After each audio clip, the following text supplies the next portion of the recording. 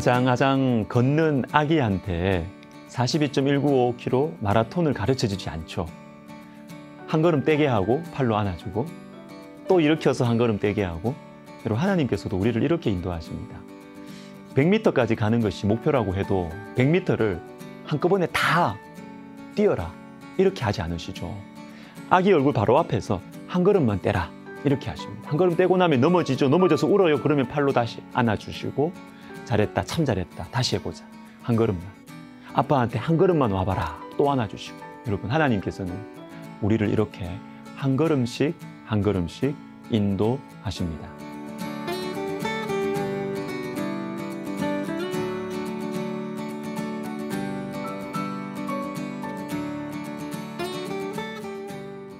자, 오늘 본문 5절에 보시면 이에라는 말씀이 나옵니다. 바사왕 고레스를 통하여서 하나님의 말씀이 들려왔어요. 그리고 이에 순종하기 시작합니다. 그때 놀라운 일이 생깁니다. 6절에 그 사면 사람들이 은그릇과 물품들과 짐승과 보물로 돕고 그 외에도 예물을 기쁘게 드렸더라. 한 걸음 순종의 발걸음을 떼니까 예상치 못한 도움의 손길들이 막 생기는 것입니다. 여러분 출애굽할 때도 이런 일이 있었습니다. 출애굽기 12장 36절에 여호와께서 애굽 사람들에게 이스라엘 백성에게 은혜를 입히게 하사 그들이 구하는 대로 주게 하심으로 그들이 애굽 사람의 물품을 취하였더라. 말씀에 순종하려고 할 때 우리 속에는 두려움이 생겨요. 내가 할 수 있을까? 손해보지 않을까? 망하는 건 아닐까? 그러나 여러분 쉽지 않지만 하나님의 감동하심에 따라 말씀에 순종하면 하나님께서 도움의 손길을 보내주실 것입니다. 문제는 한 걸음이 한 걸음. 말씀에 순종하여 한 걸음을 떼는 것이 너무나 중요합니다. 히브리서 11장 8절에 보시면 하나님께서 아브라함을 부르실 때 아브라함은 갈 바를 알지 못하고 나아갔다 이렇게 말씀하십니다. 믿음으로 아브라함은 부르심을 받았을 때에 순종하여 장래의 유업으로 받을 땅에 나아갈새 갈 바를 알지 못하고 나아갔으며, 하나님께서 우리 인생길을 인도하실 때 다 보여주시지 않습니다, 여러분. 한 걸음만 보여준 한 걸음만. 한 가지만 순종하라고 말씀하세요.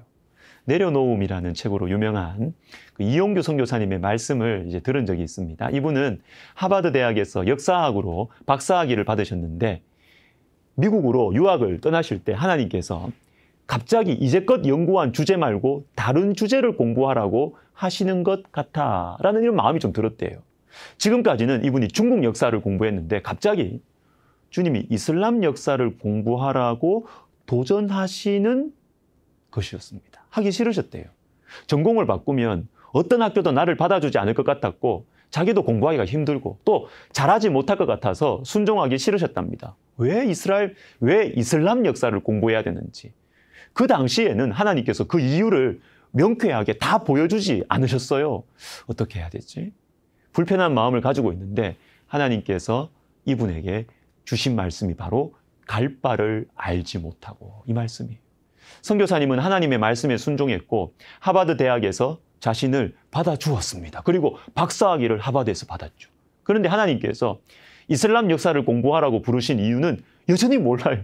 여전히 모르는 상태로 공부하고 학위를 받으셨대요. 그런데 15년이 지나서야 그 이유를 알게 되었습니다.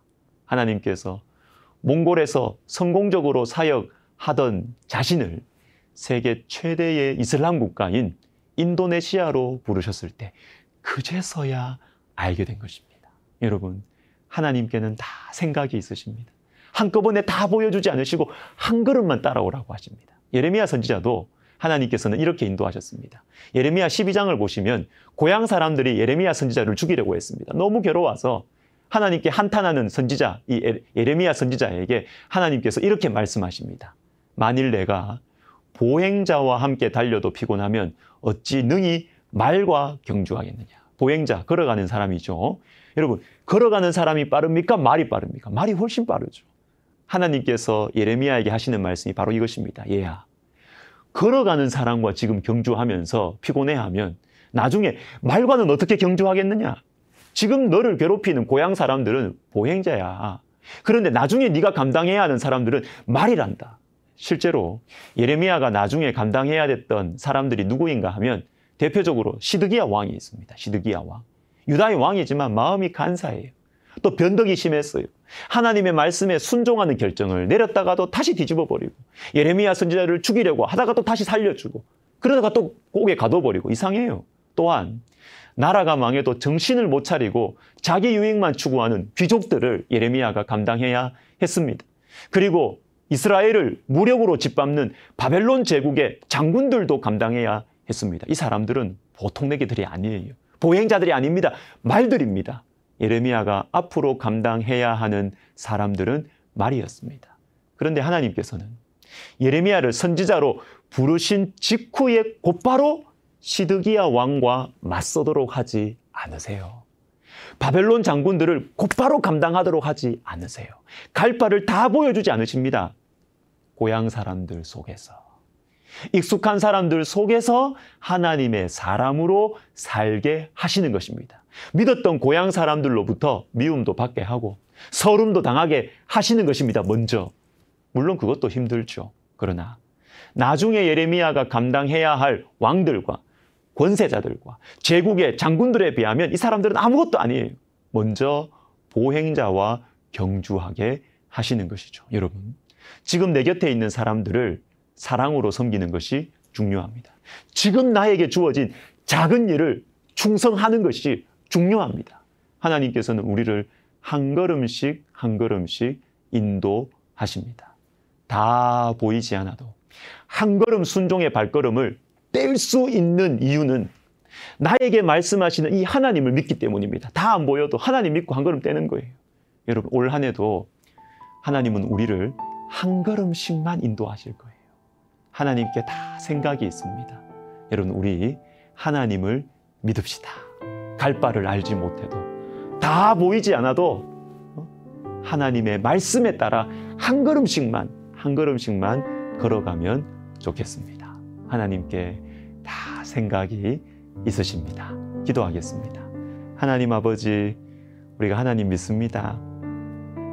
10년 후, 20년 후 생각하면 막막하기도 하고 어떻게 될지도 모르겠고, 그러나 오늘 나에게 말씀하시는 그 하나님께서 어제나 오늘이나 내일이나 동일하신 분이시기에 하나님 말씀하시는 그 한마디 한 걸음 순종하면서 살겠습니다. 주님, 우리의 갈 길 늘 함께 해주시고 인도하여 주옵소서. 예수님의 이름으로 기도하옵나이다. 아멘.